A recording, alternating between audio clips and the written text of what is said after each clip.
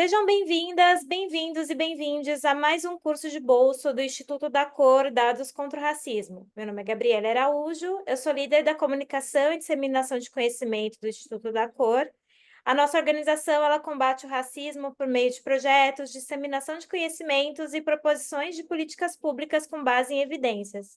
Eu vou fazer minha audiodescrição, eu sou uma mulher negra de pele clara, estou usando batom marrom, uso tranças e estou com fundo em blur, mas ele é um fundo branco aqui que tem uns quadros. E agora a gente começa o nosso curso de bolso, Políticas Públicas e a População Negra, Dados, Leis e Transformações. Para esse curso, inicia as comemorações dos 5 anos da cor da nossa instituição, e o curso de bolso é uma das primeiras iniciativas que a gente usa para disseminar conhecimento, para conectar mais pessoas e justamente para proporcionar o combate ao racismo. E antes de introduzir e passar para os nossos formadores, a Marcela e o Vidal, eu não posso deixar de agradecer ao Lúcio Maia, guitarrista e fundador da banda recifense Nação Zumbi, que criou a vinheta feita especialmente para o nosso curso de bolso. Também agradeço a nossa voluntária Letícia Siqueira, que apoiou na produção desse conteúdo do nosso curso. E agora eu vou falar um pouco sobre os nossos formadores, a Marcela Valente e o Vidal Mota Júnior. A Marcela é professora, educadora antirracista, mestre em educação e graduada em ciências sociais. Ela é especialista em sociologia e tem dedicado a carreira ao letramento racial e de gênero para grupos diversos. Já o Vidal é cientista social com pós-doutorado em ciências ambientais pela Unesp, professor universitário e sócio fundador do DACOR, liderando o nosso círculo de gestão. Muito bem-vindos. Faltou alguma coisa na descrição de vocês e eu também peço que vocês façam a audiodescrição para contemplar todas as pessoas que estão nos assistindo. Certo. Obrigada, Gabi, muito obrigada. Eu sou Marcélia Valente, eu sou uma mulher negra de pele clara, tenho os cabelos ondulados, estou usando um batom vermelho, óculos de grau azul e a minha camisa é verde. Bom, é uma honra estar aqui participando dessa comemoração dos 5 anos do DACOR, né? O DACOR é uma instituição que veio para resistir, né? Não para resistir, mas também para contaminar, para formar pessoas e a gente trabalhar com a questão do letramento racial, com a questão dos dados, para a gente ter consciência, né, da realidade da população negra no Brasil. Então, nós sabemos que existem vastos, né, vastas pesquisas, vastos conhecimentos acumulados, mas a gente sabe que isso está meio desorganizado por aí. Então, o da cor vem para dar um sentido, uma sistematização, né? E o curso de hoje a gente vai também falar sobre a questão de como essa questão da igualdade racial, da democracia racial, né, da equidade racial tem seu valor aqui atualmente. Obrigada.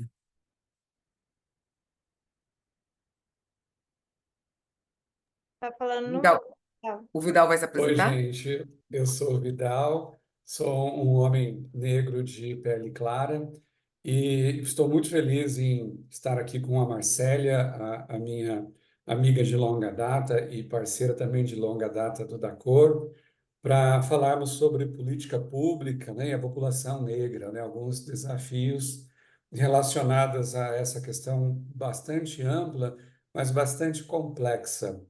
E principalmente neste mês de maio, que o da Cor está completando 5 anos da sua existência.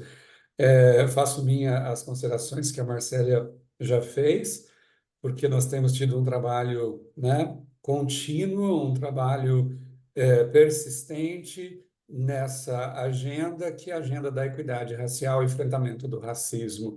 Então, muito obrigado desde já a todos que estão aqui nos acompanhando e suas colaborações também, dúvidas que poderão ser registradas posteriormente serão muito bem-vindas. E, claro, agradecer demais a Gabi, que está mediando essa nossa aula, criando aqui as condições objetivas, né, para que esse material seja gravado e todo o time de comunicação, que sempre faz um trabalho altamente profissional, altamente engajado e de altíssima qualidade. Então, muito obrigado, Gabi, E vamos lá, né, Marcele? A gente vai fazer um bate-bola aqui, é uma honra estar podendo trocar com a Marcélia, mas sem, né, é,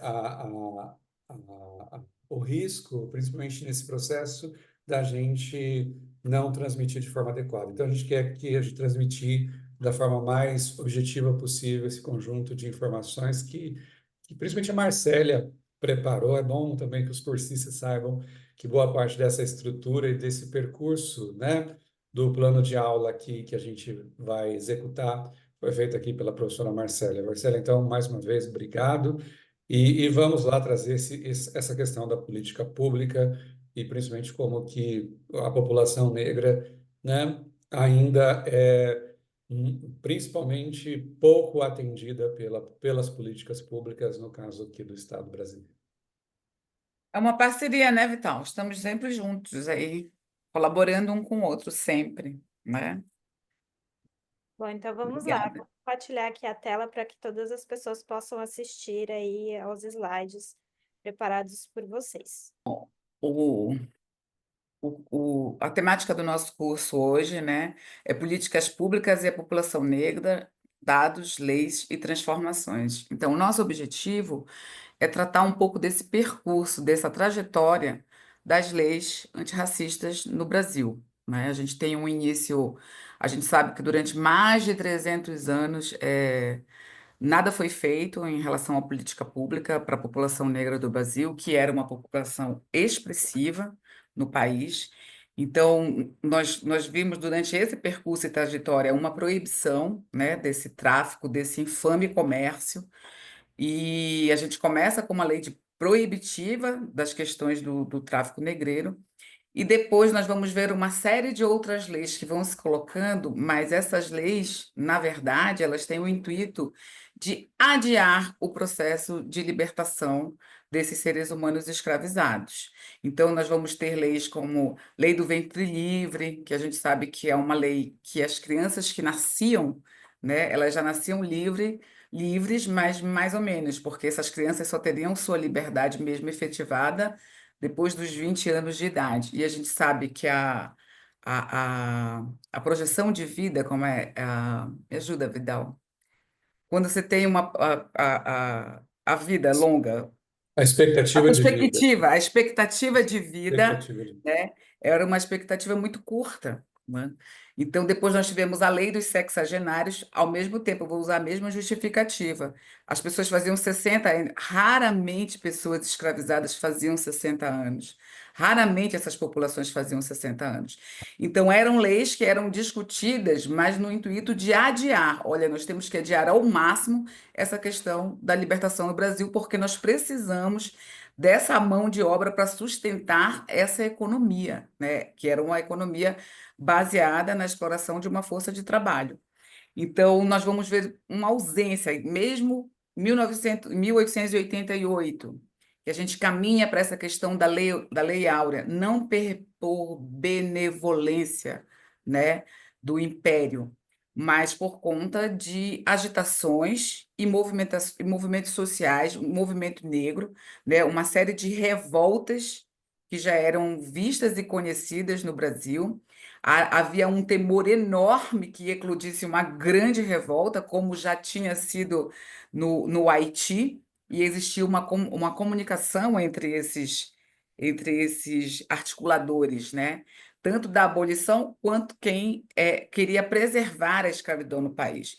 Então, a gente vê que existe, na verdade, um medo, porque são várias revoltas eclodidas no Brasil.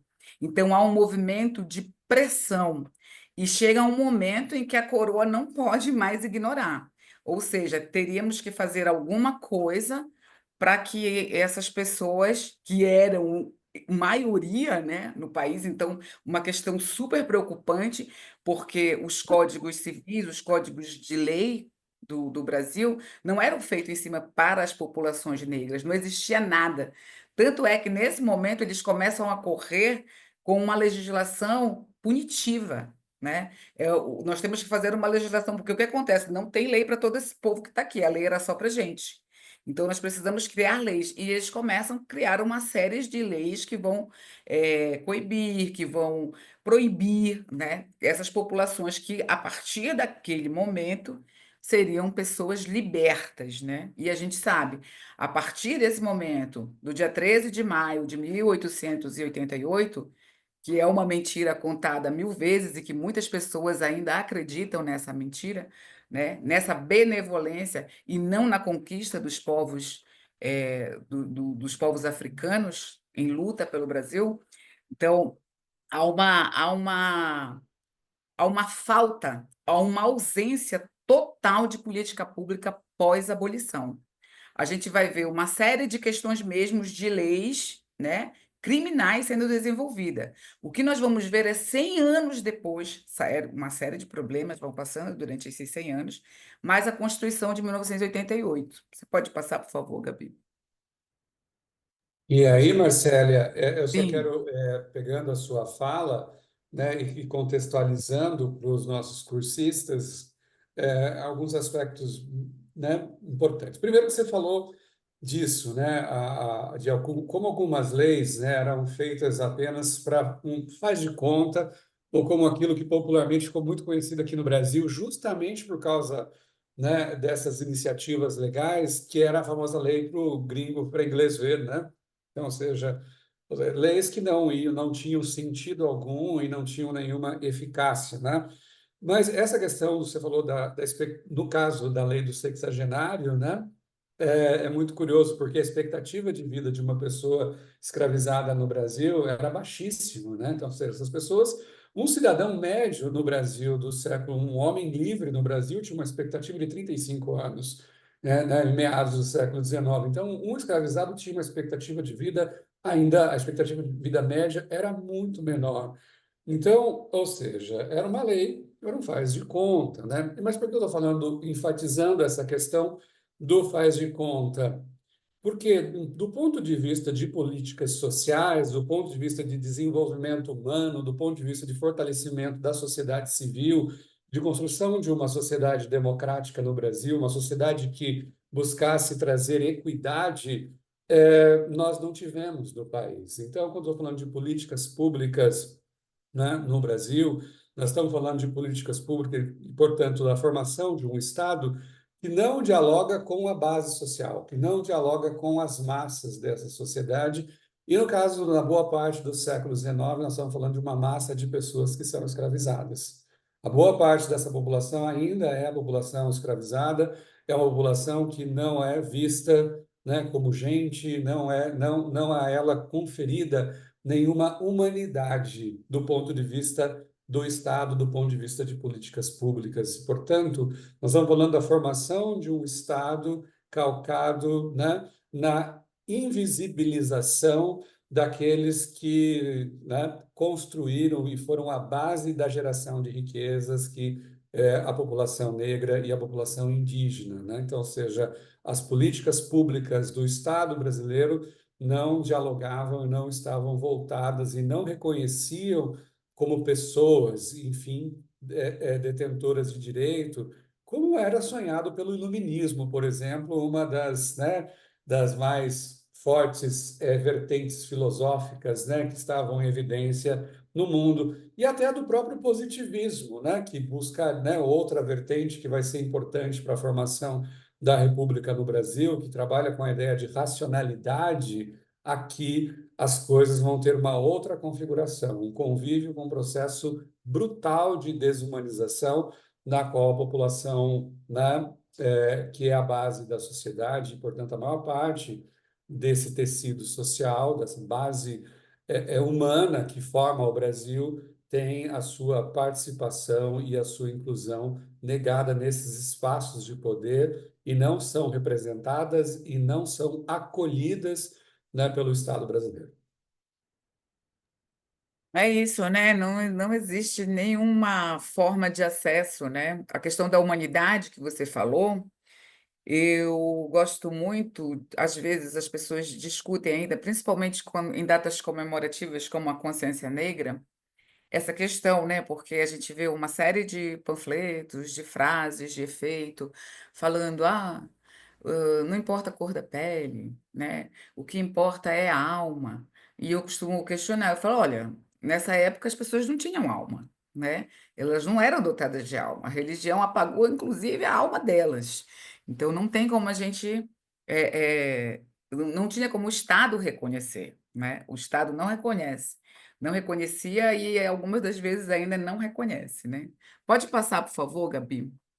Nós já falamos dessas populações. A Constituição, tá?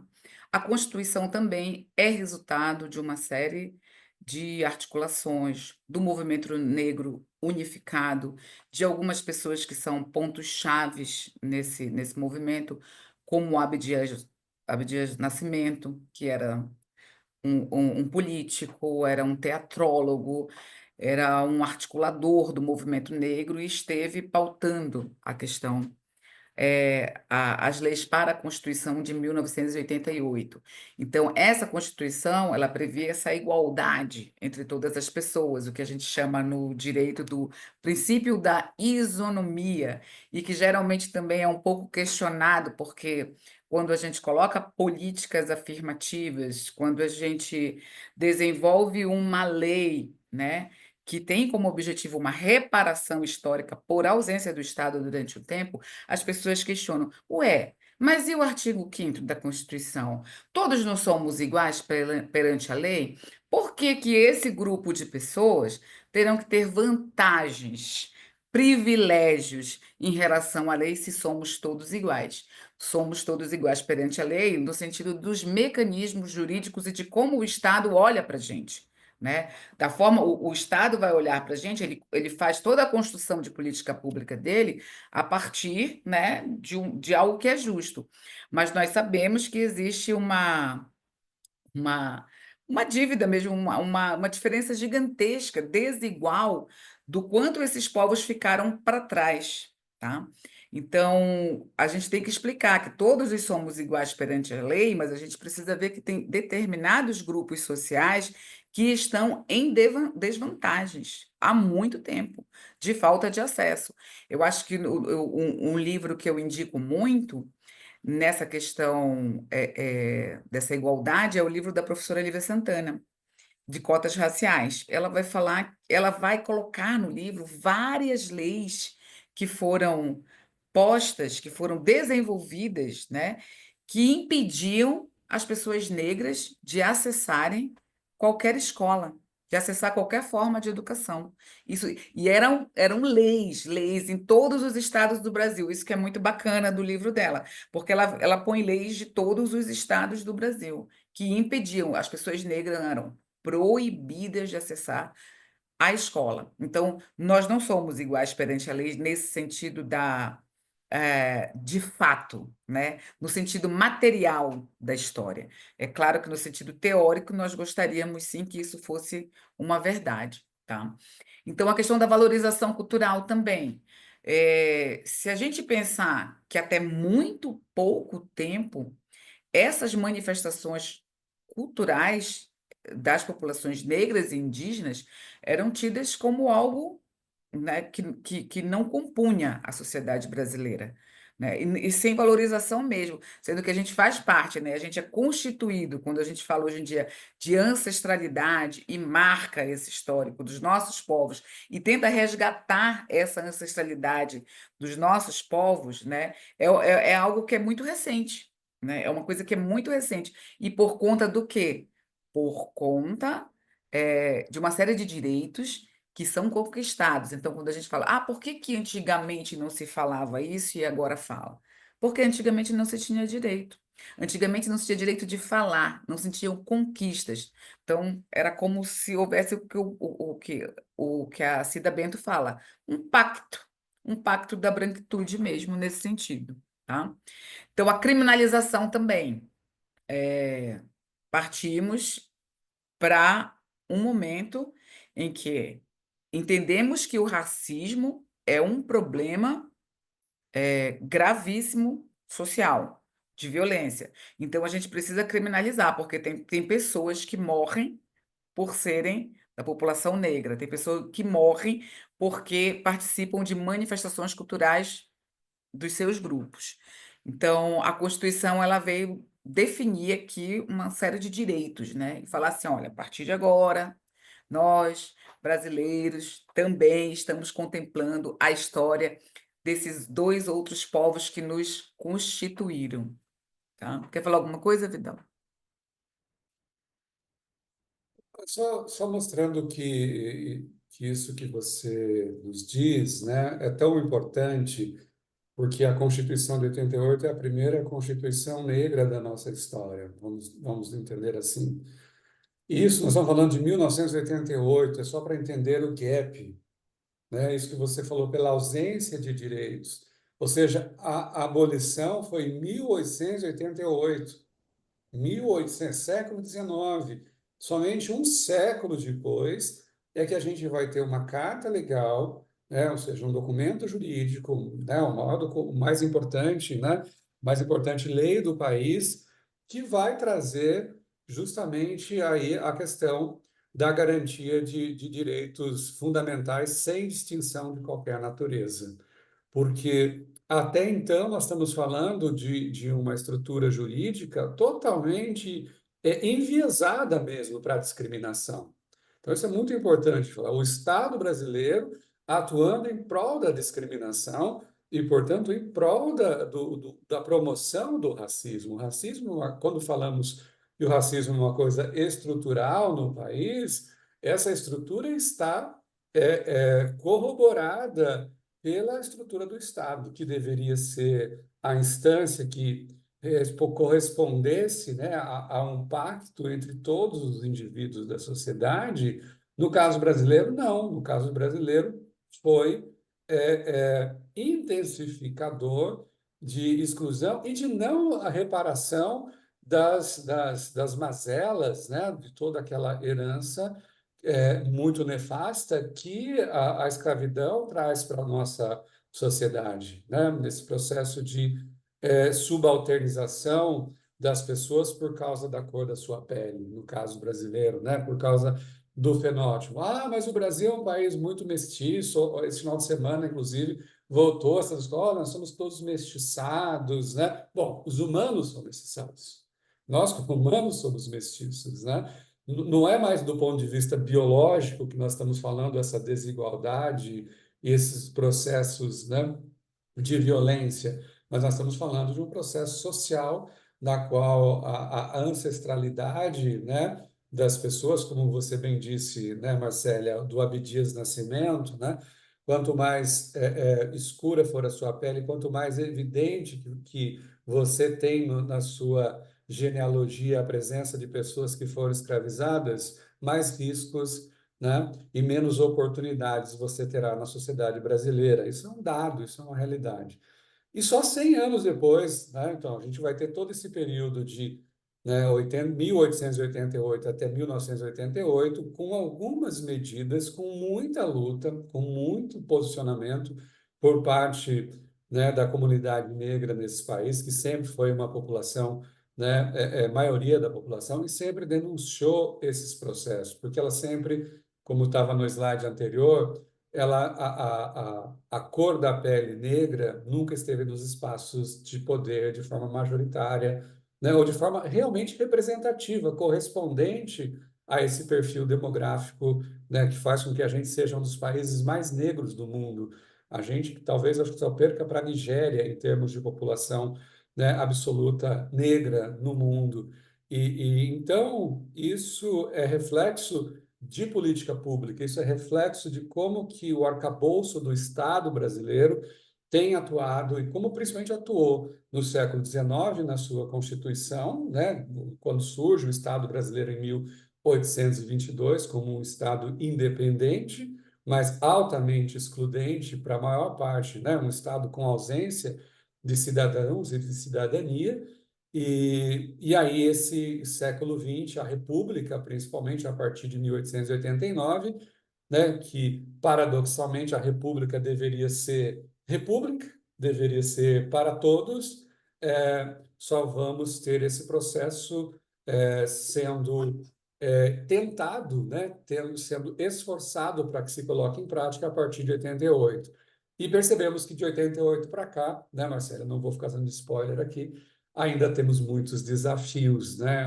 Ainda a gente está muito grande né, a gente está a uma distância muito grande de se ter equidade no Brasil, né? Equidade racial. O país já é claro, mas o Brasil, né, professor, é muito injusto, a desigualdade é de classe. Sim, nós somos um país muito justo, um dos mais desiguais do mundo.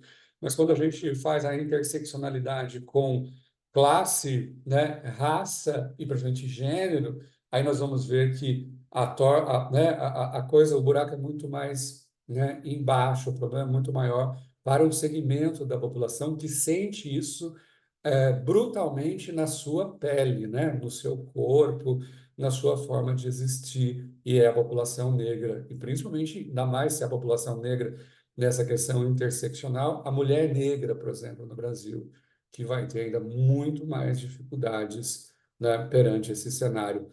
Principalmente, voltando a esse ponto aqui, pela ausência de políticas públicas, porque políticas públicas, sim, o Estado sempre teve políticas públicas muito boas. Vide as políticas para o agro, também isso é muito importante de apontar. O Brasil, né, as melhores vacas do mundo são do Brasil. As vacas mais valiosas do mundo são brasileiras, né? Outro dia eu tive em Uberaba, eu fiquei encantado com aquilo, né? Tem lá um recinto do área do agro, na área de pecuária, que é uma coisa, gente, que você fica fascinado. Caramba, olha, conhecimento brasileiro fazendo isso por meio do Estado brasileiro, com agendas, né, de desenvolvimento desse setor. Então, a gente produz vacas valiosíssimas, né? Gado de altíssima qualidade e tudo mais, né? Nenhuma vaca no Brasil passa fome. Eu vi isso, eu achei isso interessante, né? Porque cuidamos muito, nós temos políticas públicas, né, que controlam epidemias, protegem a saúde dos animais, né? Nós exportamos, alimentamos o mundo e tudo mais. Mas quando olhamos para o segmento humano da população, aí nós vemos que a política pública e o Estado brasileiro tem uma dívida enorme com uma parcela da população, E, Vidal, nós temos as melhores vacas e os maiores latifúndios, né? que são herança desse período, Desse né? período. Desses E longos períodos que a gente está falando aqui. é muito incrível, né, que o Brasil ainda seja o lugar dos maiores latifúndios, das capitanias hereditárias ainda, né? É incrível, né? E tanta gente sem terra, tanta gente sem casa. E aí que você falou, né, na questão da intersecção, né? Quando a gente intersecciona, a gente vai ver que gente sem terra, gente sem casa, gente morando em condições precárias, pessoas passando fome, né? Recai na população negra. Pode passar, Gabi, por favor. Tá bom. Em 1989, a gente tem a Lei Caó, do deputado federal Carlos Alberto Caó, né? Essa lei vem para dar um reforço aí para a questão da Constituição Federal, porque ela torna o racismo um crime inafiançável e imprescritível, tá? Então, essa lei vai criminalizar atos de discriminação baseada em cor, raça, etnia ou religião, né? Apesar de, ó, que a gente vê, né? A lei CAO, a Constituição de 1988, CAO em 1989. Então, a gente vê a questão dos cultos, né? Dos cultos religiosos. Até hoje, a gente ainda vê uma perseguição enfática mesmo em relação aos cultos religiosos, né? E a lei já é desde 1989. Então, nós temos, como o Vidal falou ainda há pouco, leis belíssimas, né? As leis são maravilhosas, mas a gente sente que está faltando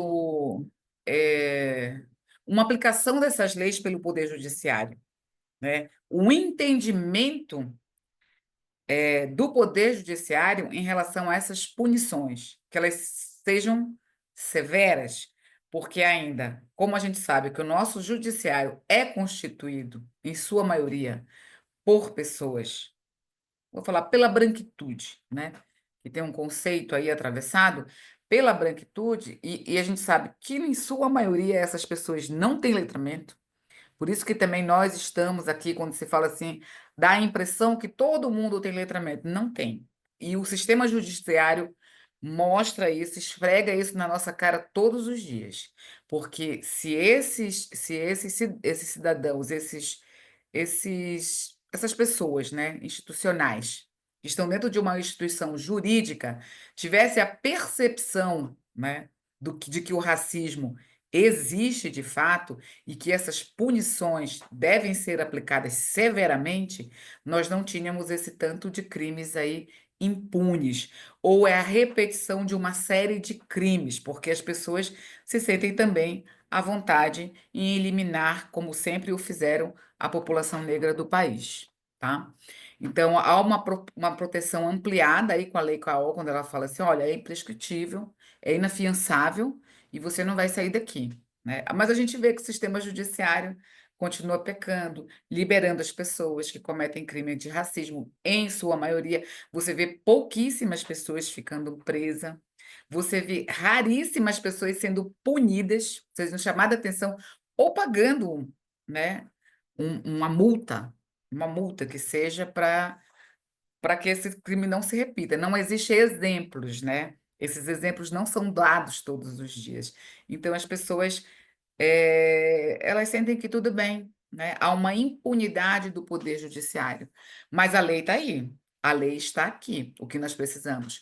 Reforçar a lei e ter outras medidas que amparem a lei e, principalmente, o sistema judiciário jogando junto com o legislativo. Pode passar, Gabi. Quer falar alguma coisa, Vidal, sobre as leis? Não, já falei demais. Daqui a pouco eu Não, pode falo. falar. Ei? Tá.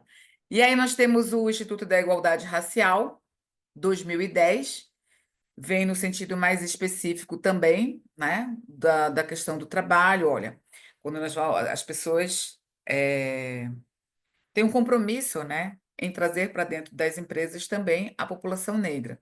Não, né, em cargos só subalternos, né, mas em cargos de diretoria, porque a gente vê, por exemplo, a gente tem aí um supermercado que foi condenado por conta de a morte de uma pessoa, e esse supermercado fez uma campanha, trouxe pessoas negras para trabalhar dentro desse supermercado, só que em cargos subalternos. Então, ele teve um problema, né, de custos e ele teve que cortar uma série de empregos. E esses empregos foram cortados, empregos subalternos. Então, a população negra dentro dessa instituição, ela não tem equidade. Né? Você não tem pessoas em cargos de poder. Se você tem uma que é para cumprir, né, lá o estatuto, falar que você está cumprindo alguma coisa, tá? Mas esse estatuto da igualdade racial, ele assegura, né?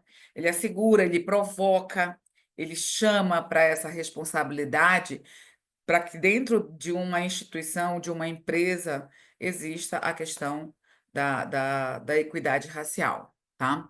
Na questão da saúde específica, a gente sabe que a população negra, durante muito tempo, foi deixada de lado ou negligenciada por conta de se ter a impressão que os negros eram mais fortes, que os negros aguentavam mais dores. Aí tem uma série de literatura que vai mostrar o quanto cruel na área da saúde, né, essa população foi atendida. Então, a questão da educação inclusiva, quanto tempo a gente relegou, né, a população negra e o fortalecimento das diretrizes no ensino. Então, quando a gente muda as leis de diretrizes e bases, né, a gente está pensando aí em incluir essa população negra, a gente está pensando na formação de educadores, né, que tenham propriedade e que entendam o processo social, cultural, econômico que o Brasil viveu e vive, né? Pode passar, Gabi. E aí chegamos na 10.639, né? Uma lei também de uma articulação muito importante, que prevê essa transformação cultural, que prevê o ensino de história, o conhecimento da história das populações africanas no mundo e da valorização dessas populações e de todo o legado, né, que essa população trouxe para a nossa formação do nosso país, né? Então, a obrigatoriedade do ensino dentro das escolas, a obrigatoriedade da formação docente, a gente também vê, acho que caminhamos bastante, né, no sentido da lei, porque eu acho que não podemos ser pessimistas, temos que ser otimista. Quando temos a lei, a gente já vê uma janela que se abre. Então, há uma obrigatoriedade hoje do ensino. Infelizmente, isso não pôde ser de maneira natural, né? Mas a gente precisa entender quais são as contribuições que esses povos, né? Aí depois nós vamos ter a 11 mil. 11 mil?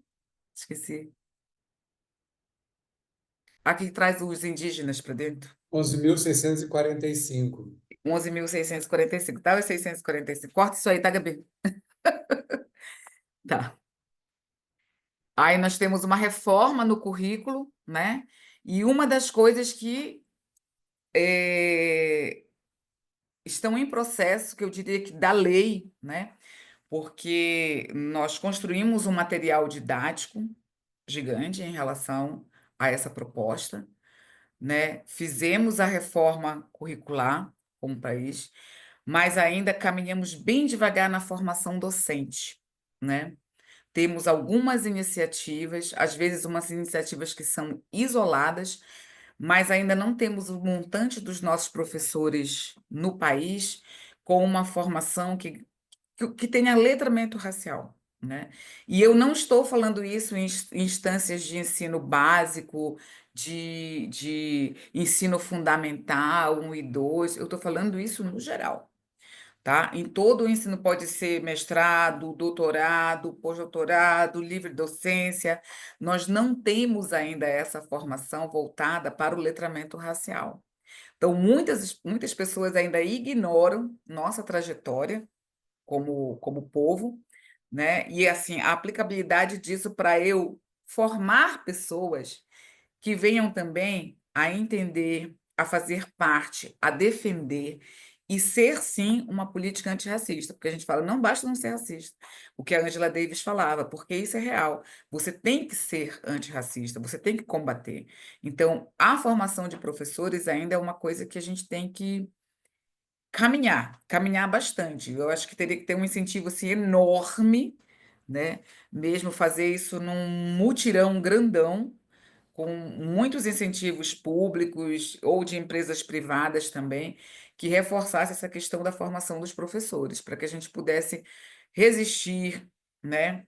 Entender mesmo que o racismo ele existe, abafar essas falas de não existência do racismo, porque é algo que a gente ainda ouve muito, a gente ouve eh, algumas iniciativas de grupos que tentam apagar mais uma vez a questão das leis e da criminalização, grupos que ascendem no sentido de ter plataformas de cursos que contam uma história contrária, ou que contam a mesma história que o colonizador sempre contou durante todos esses séculos, e reforçam essa história da colonização, de que nós fomos salvos, né, por pessoas do continente europeu, enquanto que nós sabemos que, na verdade, nós fomos só explorados mesmo, na nossa máxima, fundamentalmente explorados, tá? Então, essa lei, ela muda a lei de diretrizes e bases e coloca ali como obrigatoriedade dentro do currículo, né?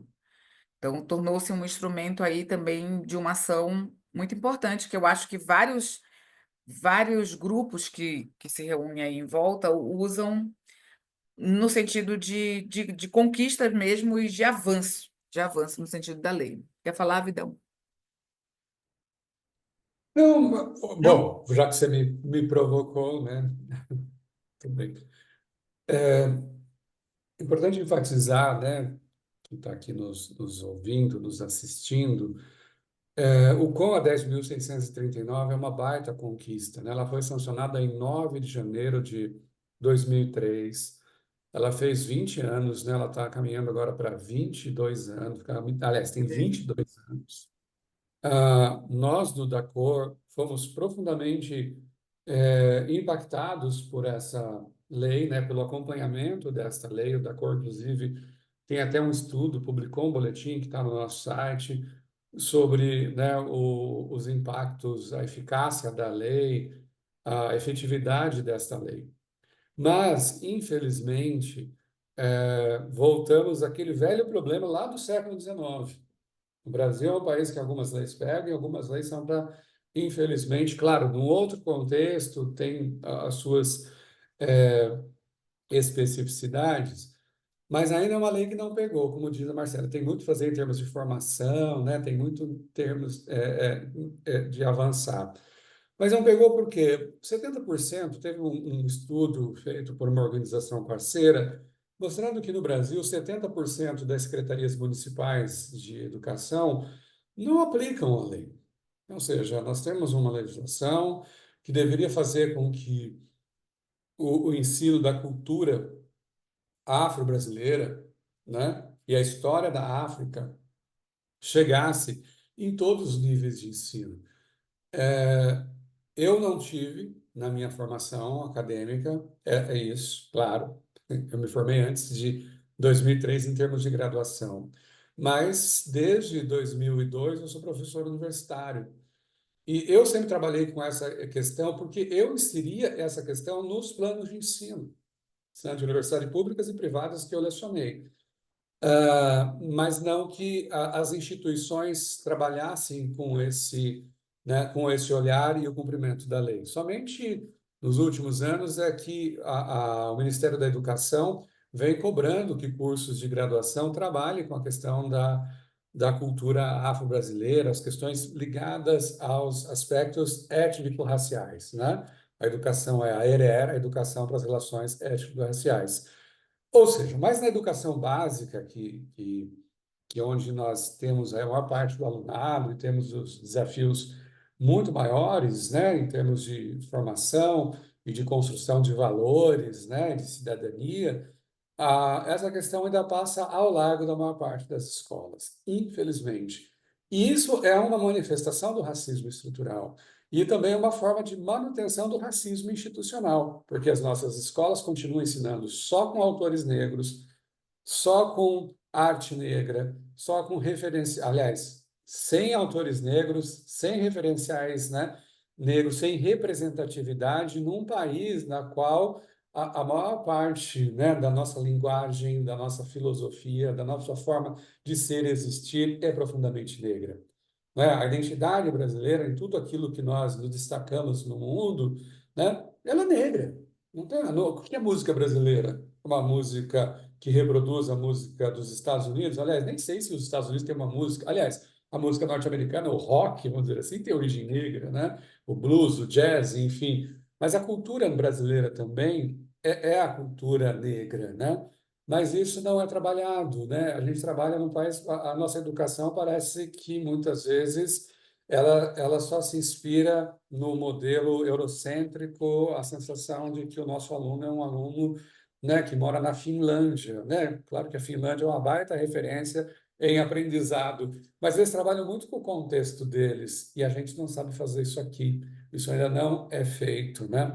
E sem contar que não há um investimento, uma política pública que garanta a formação de professores, como a Marcélia bem disse, né? Nós temos uma lacuna muito grande na formação docente também para trabalhar com essa, né, com os saberes, com o conhecimento, com a história africana, né? De trazer para a equivalência, né, em relação aos outros saberes, a outra perspectiva de conhecer que a escola deve promover. Então, a gente ainda precisa que a lei seja efetivada, né, que a legislação, a Lei de Diretrizes e Bases, a LDB, né, seja a 9697, né, seja aí efetivada com essa dimensão no seu artigo de 26, porque é um dos mecanismos para que o racismo seja enfrentado, para que a escola realmente, né, enfrente, que ela não entenda como natural que somente a gente entenda uma educação com uma perspectiva eurocêntrica e que o aluno negro, que é uma parte considerável do nosso alunado, se sinta acolhido, que ele também tenha a sua autoestima, né, ali preservada e fortalecida no ambiente escolar. E isso passa por investimentos, passa por formação, passa por uma mudança de perspectiva dentro do sistema educacional brasileiro, público e privado. Então, a gente ainda, 22 anos depois da lei, a gente tem muito que avançar. E a gente tem feito um trabalho nesse sentido. O Instituto da Cor, a gente tem trabalhado para que esse artigo da LDB, né, por meio dessas duas leis, cheguem, possam ser de conhecimento e, ao mesmo tempo, né, sensibilizar as lideranças para que a gente tenha realmente, né, essa democratização do saber e que a gente trate de um saber nas escolas que realmente represente a realidade brasileira, a realidade social e cultural brasileira, né? Ou seja, é isso que faz com que sejamos brasileiros, um povo, né, muito diversificado, né, que não é somente marcado por uma perspectiva teórica, metodológica e epistemológica, né? Nós somos frutos de um processo muito rico e isso tem que ser valorizado, principalmente, né, essa matriz originária, né? Essa matriz mais ancestral que nós temos, que é a matriz afro e também, claro, a matriz indígena, que é muito menos ainda tratada, né, na nossa sociedade. Enfim, muito ainda a gente precisa avançar para que a 10.639, né, aterrize, para que ela chegue principalmente no chão da escola e que as nossos jovens, né, aprendam com ela, os jovens negros, mas também o jovem branco, né, que o branco entenda que ele não é o normal, que ele não é o padrão, né? O padrão somos todos juntos, né? Esse sim é o normal, porque hoje a escola ainda trabalha com um só padrão e aquilo que é colocado ali, né, como cultura afro é visto como algo exótico. Não, isso é a base daqueles que construíram e constroem esse país, né, com uma criatividade e com imenso saber. Até porque a base de todo o conhecimento ocidental, não podemos esquecer, é todo ele africano, né? Ou seja, tudo que a gente conhece, até a religiosidade, né, mesmo cristã, vamos lembrar, ou judaica cristã, né, a base tem um pé enorme em África. A África tem toda essa ancestralidade, toda essa força, e a gente precisa trabalhar para esse reconhecimento, principalmente para resolver, né, muito do nosso passado, né? Para a gente é um passado muito mal resolvido, que ele pode encontrar um eixo de equilíbrio e principalmente de orgulho dessas nossas matrizes, né? Dessas nossas origens que estão no continente aí que nos deu, nos dá e que nos é, né, parente em todos os aspectos. É isso mesmo, é o que você falou. Eu acho que o que você falou de reforçar, principalmente para os alunos brancos, né? Eu acho que tem que ensinar, porque a realidade da população negra é sentida na pele, mas o aluno branco ele desconhece completamente, principalmente se ele é de classe média alta. Ele só consegue ver o negro num patamar subalterno. É a empregada dele, o motorista dele, né? É sempre ele nunca consegue visualizar dentro da casa dele, dentro do lugar que ele estuda, um negro em posição de ascensão. Então, é importantíssimo para, para a população branca, fundamental, para todo mundo, né? Porque, como você falou, nós fomos furtados durante todos esses séculos de ter conhecimento, um conhecimento tão rico, né? Tanto das populações negras quanto das populações indígenas. Nós fomos furtados de um conhecimento que é essencial para a vida, né? Quando você fala assim, ó, conhecer a floresta, conhecer as formas de sobrevivência dentro de uma floresta, conhecer os elementos de uma floresta, conhecer como você se desloca, né? É o começo de tudo, é o começo de tudo. Então a gente vive num capitalismo selvagem, mas está caminhando para um lugar onde a gente vai necessitar de novo, né? Depois da destruição de tudo, voltar para a natureza, né? Pode passar, Gabi, por favor.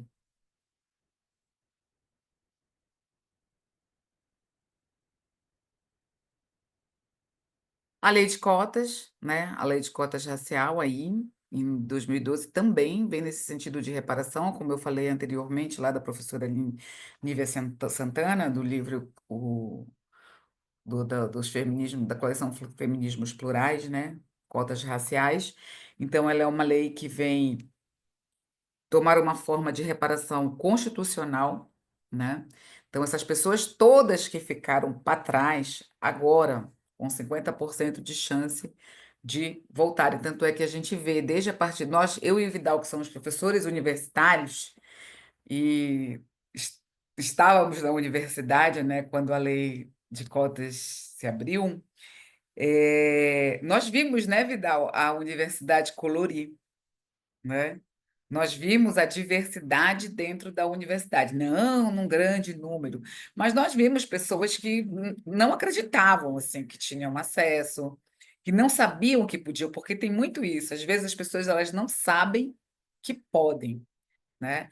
E uma lei vem para empurrar, para fazer uma pressão para que essas pessoas também acessem o que é delas de direito, né? Ou o que foi negado a elas durante muito tempo.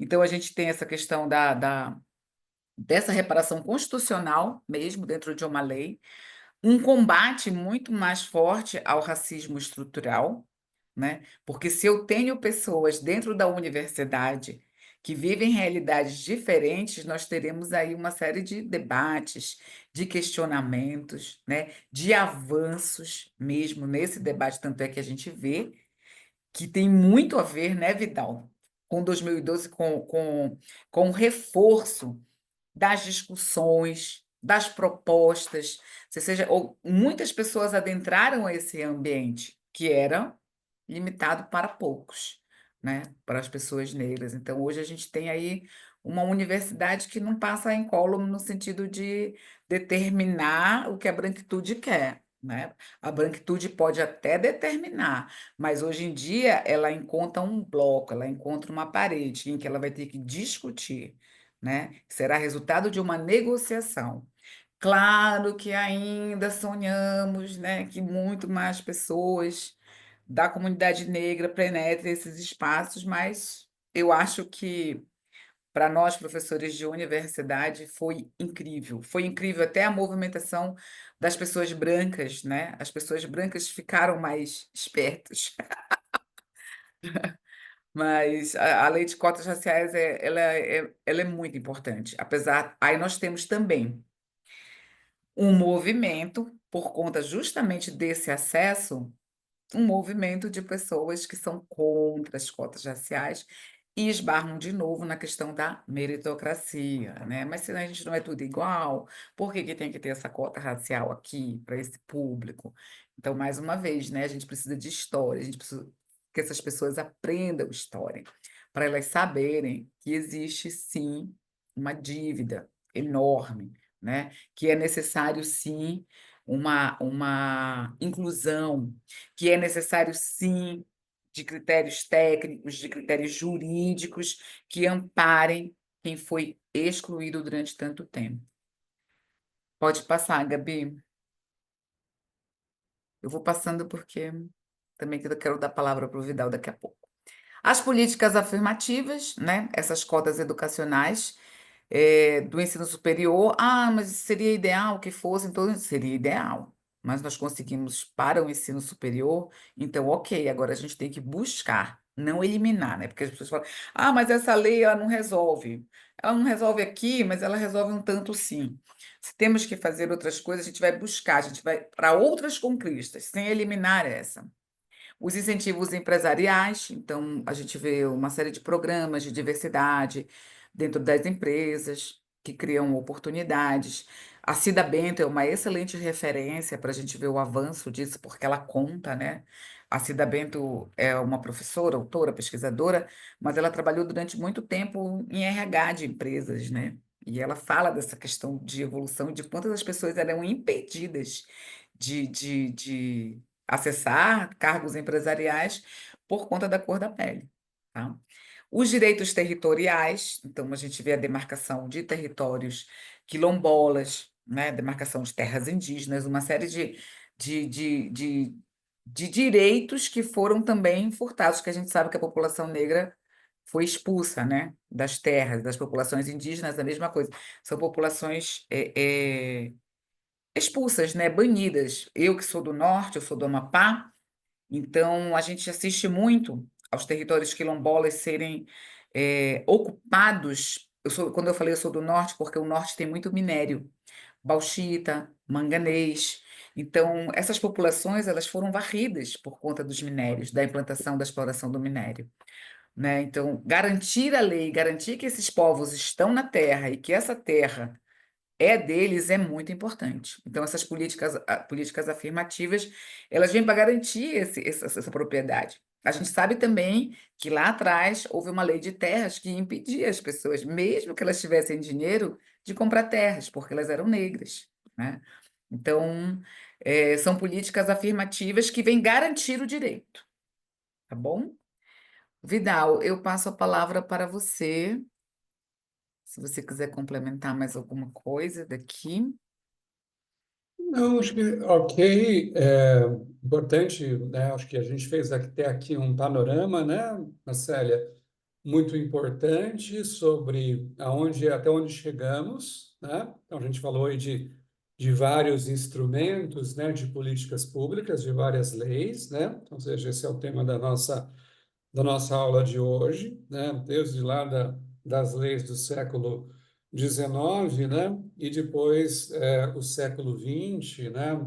A gente teve a lei algumas iniciativas, como Afonso Arinos, em 1950, se eu não me engano, né? Mas para a equidade, efetivamente, né, os grandes esforços estão sendo, né, para enfrentamento do racismo, para trazer mais, né, oportunidades e para fazer reparar todos esses danos históricos. Nós estamos falando de 37 anos, né, 1988, 2025. São 37 anos em um processo, né, de violência instituída por séculos e séculos. Então, ou seja, é pouquíssimo tempo.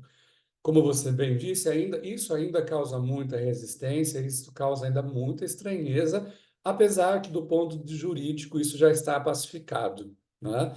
Então, né, em relação, por exemplo, à questão da própria 10.639, né, houve questionamento, né? Depois, sobre a própria lei de cotas, né? Então, houve muito questionamento. Então, tudo isso tem feito, né, com que a sociedade brasileira venha se entendendo nos últimos anos, né, nessas últimas 2 décadas, principalmente, como uma sociedade racista. Ela tem olhado, apesar de muitos setores da sociedade, segmentos da população, verem com reserva, né, e com um olhar negacionista sobre isso, dizendo que vivemos ainda sobre a égide da democracia racial. Há uma compreensão cada vez maior de que, sim, de fato, nós temos uma dívida histórica com a população negra. Sim, de fato, né, há muito as políticas, as ações do Estado no que tange, né, a proteger e a promover uma parcela da população sempre, né, tem claramente um viés racial, né? Então, se a gente olha ainda a representatividade racial no Congresso Nacional, os deputados, né, e senadores negros são minorias. Ainda hoje, num governo que se julga defensor da democracia, né, no Brasil, a gente vai ter pouca presença negra no alto escalão. Se a gente for olhar para as câmaras de vereadores, governadores de estado, prefeitos pelo Brasil, vamos ver que a população negra ainda não alcançou esses espaços, né? No campo empresarial, a mesma coisa, né? Ou seja, mais ainda acentuado. Quando eu estou falando do funcionalismo público, por exemplo, eu tenho até uma grande funcionalismo público federal, a gente tem números que são bastante expressivos da participação da população negra.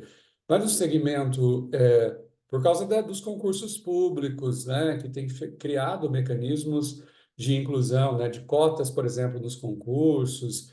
Então, a gente tem um processo de maior inclusão da população negra, e esses espaços estão se tornando aos poucos mais representativos. Já no mundo corporativo, no mercado privado, ainda é muito mais comum a gente ver as populações negras em, né, condições de subalternidade. Então, você cita aqui, né, os incentivos empresariais, né? Sim, houve muito avanço, né? Hoje a gente vê programas de inclusão, de diversidade, apesar de estarem sob ataque, né? Outro dia alguém me falou, você tá, viu só a empresa ali, aquela líder do setor de cosméticos, está numa crise muito grande. Foi por causa dessas políticas de DI, não deu certo, não perderam a produtividade. Não foi nada disso, eles fizeram escolhas totalmente equivocadas, né? Pegaram uma pandemia, e isso gerou um baque econômico, mas já estão atrelando a questão de diversidade e inclusão, né? E, diversidade, equidade e inclusão. E aí, com o cenário hoje político norte-americano também totalmente hostil a essas ideias.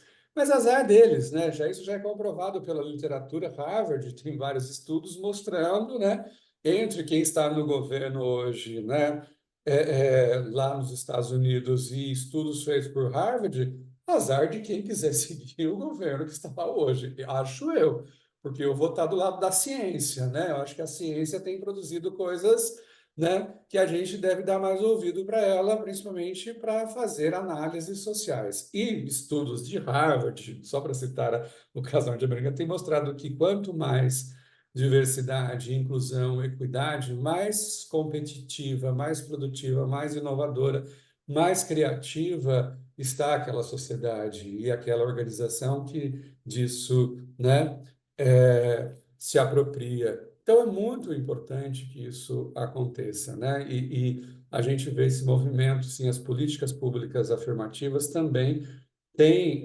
estimulado, seja por via legal, mas ou por acordos voluntários, que o corpo, o mundo corporativo tenha maior sensibilidade hoje do que já teve há 20 anos atrás, né? Então, isso é uma coisa que está acontecendo.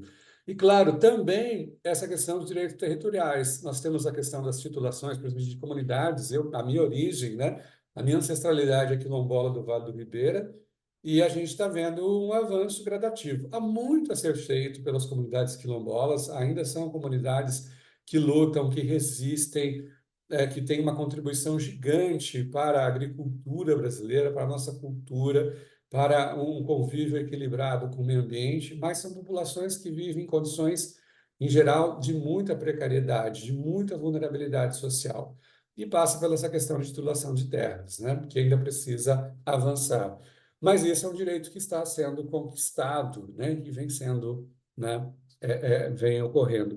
Enfim, então nós temos tido políticas públicas hoje mais arrojadas, né? E, como disse a Marcélia, mudando o perfil, por exemplo, nos campos universitários, do que da minha época, né? Eu, quando entrei na graduação em 1996, numa universidade pública, não via nenhum, dois, três, eu e mais três estudantes negros no curso de licenciatura. Não estou falando de um curso, né?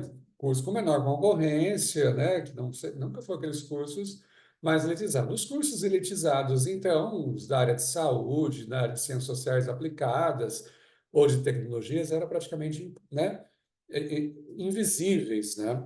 E principalmente, Marcelo, o pessoal que está aqui, né, você que está aqui nos... Não, eu não conheci praticamente autores negros na minha graduação, era uma graduação em ciências sociais. Então, só para a gente ver quanto essa epistemologia, né, é sempre voltada pela perspectiva eurocêntrica, e na qual a Sim. questão fundamental, que é desigualdade e violência no Brasil e no mundo, passam pela questão do racismo, né? E isso era pouco tratado. Então, a gente tem avanço. Então, como diz a Marcela, nem tudo, né, dá para a gente ficar só chorando, né? Então, houve conquistas, houve avanços que estão sempre sob ameaça? Sim, nós não sabemos, né? Então, nos Estados Unidos a gente já viu vários retrocessos, né? E isso também nada impede que isso no futuro breve também não possa ocorrer aqui. E a gente retrocede, a gente volta para um estágio que vai gerar mais sofrimento, mais gente sem ter oportunidades, né? Tendo o seu futuro, seu destino já traçado, né? Para condições pouquíssimo favoráveis, né? Em termos de desenvolvimento, né? Dos seus plenos potenciais, de emancipação, de liberdade e de usufruir de uma vida plena. Tudo isso pode retroceder, infelizmente. Pode avançar, Gabi. A branquitude desesperada, perdendo os seus privilégios, né? Exato. E Então, aí isso tudo. a reação vem. Vem, ainda existe uma reação, com certeza. Pode avançar, Gabi, por favor. Hum. Bom, e aí, gente, né? Qual que é o tema que trouxe aqui para vocês e também para a gente ir fechando essa nossa aula, né? Diante disso, né, nós do DACOR temos uma preocupação muito grande com a questão dos dados. Justamente a gente criou uma organização com o apoio de tanta gente, porque todo mundo considerou que estudar os dados, analisar os dados étnico-raciais no Brasil precisa ser melhor esquadrinhada, melhor compreendida, melhor sistematizada e para que as políticas públicas possam ter mais efetividade, né? Ter mais acertos. Então, hoje nós precisamos, né, quando falamos de dados, olhar principalmente para esses quatro elementos que estão aqui nessa lâmina, né? A necessidade de trabalhar com a questão de diagnóstico, a identificação precisa das desigualdades raciais. Nós temos muitas informações, mas muitos diagnósticos eles são muito imprecisos, como por exemplo a própria questão do censo, a própria questão do censo feito pelo IBGE, os censos, né, que as pessoas se autodeclaram, o diagnóstico entre pretas e pardos, por exemplo, né, ou brancas, as pessoas muitas vezes são negras, né, e elas se declaram como brancas. É, porque elas não querem, elas não se identificam como pessoas negras, ou muito menos como pardas, que parda também é uma categoria que tem todo um cunho racista na sua formulação, né? A gente precisa de dados para a questão do planejamento, né? Então, ou seja, ter muito mais dados que possam influenciar a elaboração de planos de governo, principalmente planos como PPA, LOA, LDO, Leis de Diretrizes Orçamentárias, leis orçamentárias anuais que estejam voltadas para a questão da equidade racial. Então, ou seja, requer um planejamento e se tem dados sobre a realidade da população, isso pode ser melhor feito. Também dados para a questão de implementação, né, para a execução de programas com recorte racial, como bem disse a Marcélia, só no campo da saúde, que o Brasil tem tido importantes avanços com o SUS, mas ele tem muito a se avançar, principalmente na questão da saúde da população negra. Tem uma legislação exclusiva para isso, mas a gente ainda não tem uma implementação de programas efetivos e de robustez para trabalhar com recorte racial, para enfrentar problemas, né, que são muito comuns ao homem e à mulher negra. Então, ou seja, isso precisa ser melhor trabalhado e precisamos de dados que auxiliem o processo de planejamento. E, claro, a questão de avaliação, monitoramento de resultados e ajustes necessários, que isso deve ser, né, permanente. Então, os dados precisos sobre a população negra são fundamentais.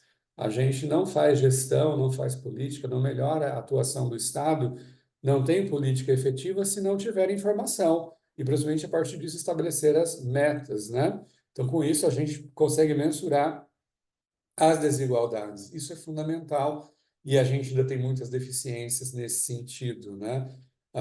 O censo escolar, por exemplo, é um caso clássico nesse sentido. As escolas, né? As pessoas precisam se autodeclarar e aí, muitas vezes, o perfil do estudante ali declarado não condiz com a raça e como ele é percebido realmente racialmente, né? Então, a gente tem esse desafio para que as políticas públicas possam caminhar melhor, que os dados étnico-raciais sejam cada vez mais confiáveis. Pode passar, por favor, Gabi.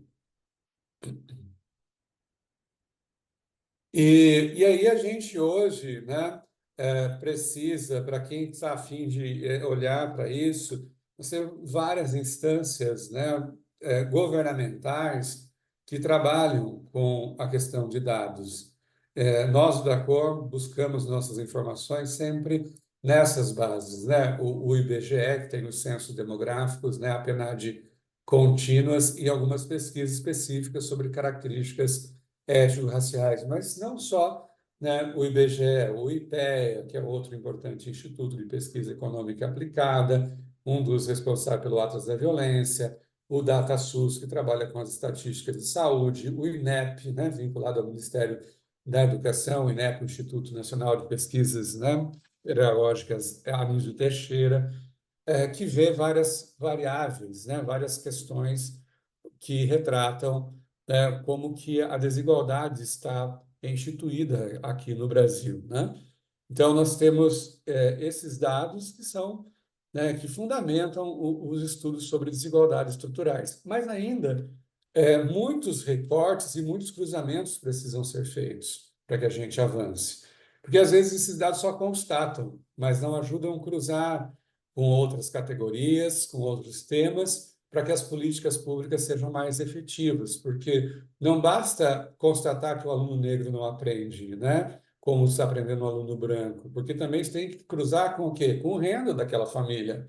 Também tem que cruzar com, né, a característica daquela escola que ele estuda, com as condições ambientais do bairro que ele vive. Então, ou seja, é preciso fazer várias intersecções, né? E geralmente os relatórios ainda não conseguem fazer, e esse é um trabalho que a gente sonha em desenvolver cada vez mais. Pode passar. Enfim, hoje, só para trazer para vocês que estão aqui nos acompanhando, né, uma das questões que precisam, né, ser melhoradas ainda em âmbito de Brasil, visto que a gente já melhorou bastante, mas ainda tem coisas para serem feitas, né? Então, porque a falta de dados raciais adequados perpetua desigualdades, porque a gente vai fazer leituras equivocadas, né? E aí, se aquilo não aparece na estatística, o risco, né, do racismo ser refletido e ser perpetuado e reproduzido é muito maior. Então, a gente tem uma das coisas, em muitos aspectos sobre a população negra, uma ausência de dados, né? Muitos formulários ainda não incluem quesito raça e cor. Certas áreas carecem completamente de informações raciais. Então, é muito comum a gente olhar, às vezes, para a política de habitação ou para a política ambiental, por exemplo, que não dialoga com essa questão de raça e cor. E sabemos que pessoas né, racializadas são mais expostas à poluição ou que têm menos acesso à moradia adequada, por exemplo, né? Então, muitos programas de saúde também a gente tem esse tipo de problema. E várias outras políticas que não incluem quesito raça e cor.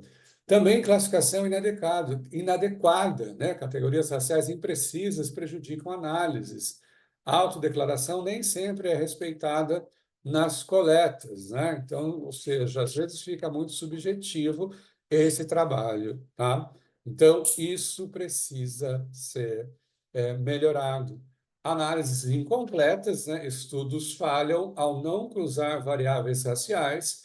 Interpretações simplistas ignoram também o racismo estrutural. Então, também é um outro problema, as interpretações simplistas. Ah, se a gente, então, está tendo menos pessoas negras aprendendo, muitos vão dizer, então isso vai criar um problema de segurança pública. Há correlações espúrias em políticas públicas que reproduzem uma violência, né, simbólica, mas não violência direta sobre a compreensão da desigualdade. E sem dados precisos, a gente tem políticas ineficazes, medidas tornam-se genéricas, né? E as especificidades da população negra são negligenciadas, né?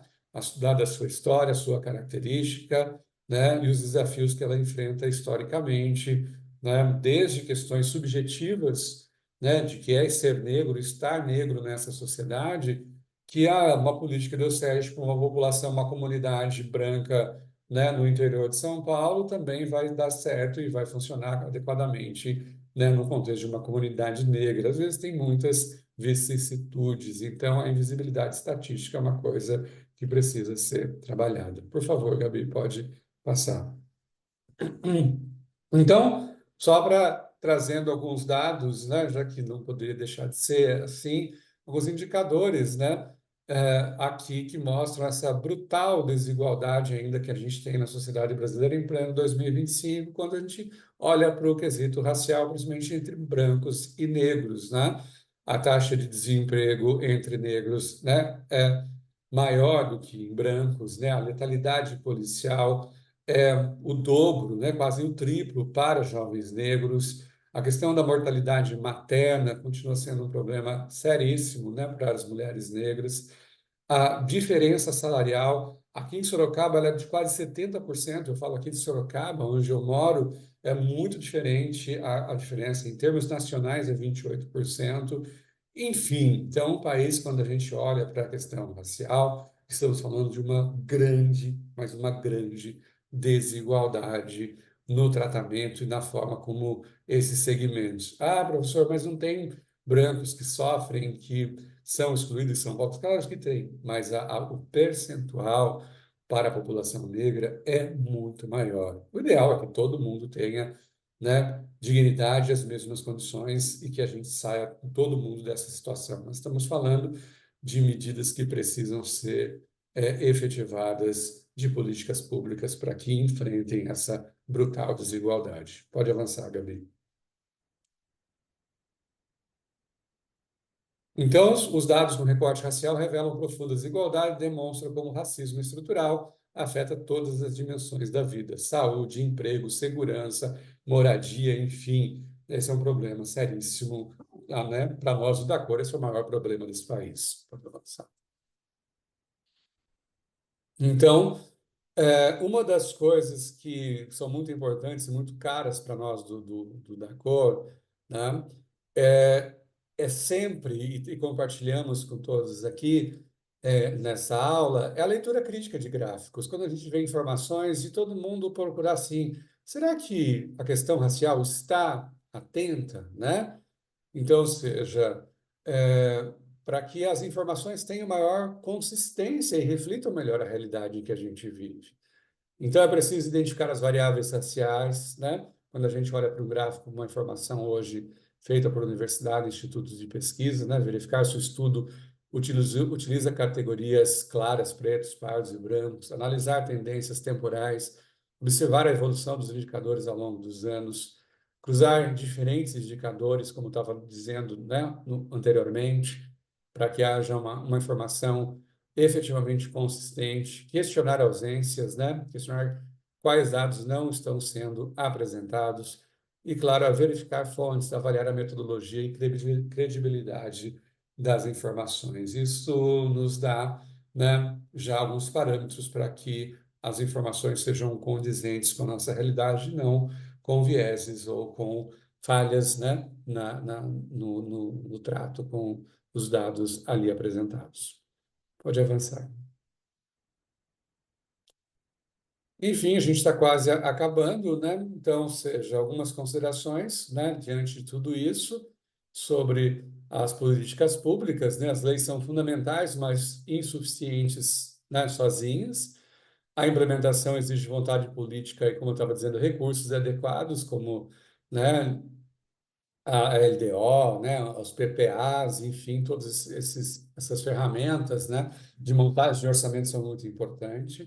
A importância dos dados, estatísticas raciais qualificam o debate público, permite mensurar avanços e identificar áreas que exigem intervenção para a gente ter mais acertos, para a gente conseguir também, fundamentalmente, convencer aqueles que financiam as políticas, né? Participação social. Então, nós temos a população negra e o movimento negro é protagonista dessas conquistas, ela não, né, sempre resistiu. E com os indígenas, esses são os movimentos mais importantes da história desse país, ou desse continente, né, Marcélia?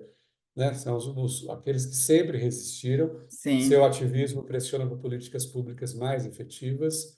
E o compromisso reparador. Políticas públicas devem reconhecer danos históricos. É isso que é muito importante e é isso que a lei de cotas foi validada lá pelo STF em 2012, né? Porque reconhecemos danos históricos. Nós temos uma parcela da população que historicamente vem sofrendo desvantagens materiais, mas também vantagens que são, né, desvantagens intangíveis mesmos, né, que estão no campo da subjetividade, da autoestima, tá? Então, a equidade racial exige medidas compensatórias e estruturais. E por fim, Gabi, nós temos aqui, então, para quem quiser que se interessar, né, citamos algumas leis, né, faladas para que possam se apropriar. E, claro, o site do Dacor, né, os nossos trabalhos, nossas publicações, nossos podcasts, que estão maravilhosos, né, e as nossas comunicações nas mídias sociais, que têm tido um trabalho muito importante para disseminação de conhecimento, para trazer mais aprendizado, para quem quer cada vez mais entrar nesse campo complexo, nesse campo necessário, né? Eu falo não só necessário, mas urgente para aqueles que estão preocupados com democracia, com justiça social e por uma sociedade com equidade. Então, agradeço, passo a todos, né? Passo a palavra para a Marcélia, que também vai fazer esse encerramento, e depois para a Gabi também, que fecha essa nossa apresentação. Eu agradeço também, é sempre um prazer estar aqui, conversando, né, mostrando os dados, as pesquisas, refletindo. Então, é uma oportunidade maravilhosa. Agradeço a Gabi por viabilizar, por nos dar esse apoio aí maravilhoso, incrível. Viu, Gabi? Muito obrigada. Agradeço ao da Cor, né?